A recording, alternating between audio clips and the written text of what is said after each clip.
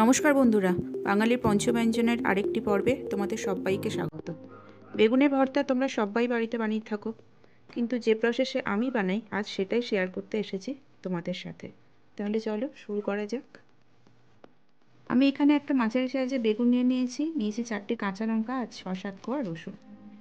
তারপর একটা ছুরি নিলাম, ছুরি নিয়ে বেগুনটার গায়ে কতগুলো ফুটো করে নেব।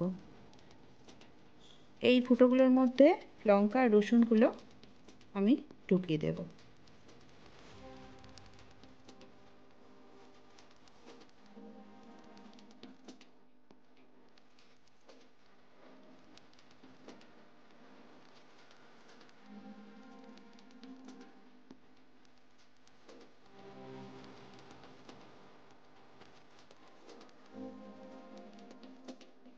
এরপর বেগুনটাকে গ্যাসে একেবারে লো ফ্লেমে পোড়াবো।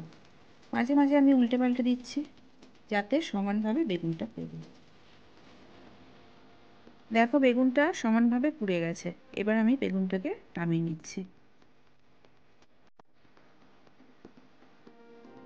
মাঝারি সাইজের পেঁয়াজ আর ধনেপাতা আমি কুচিয়ে নিয়েছি।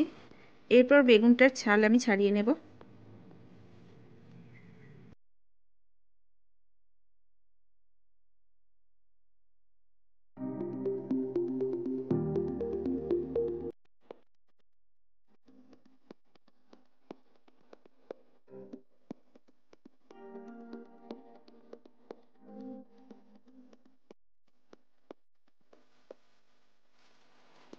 এইবার পেঁয়াজ, ধনেপাতা, সর্ষের তেল এবং নুন দিয়ে সুন্দর করে মেখে নিলে বেগুনের ভর্তা রেডি টু সার্ভ।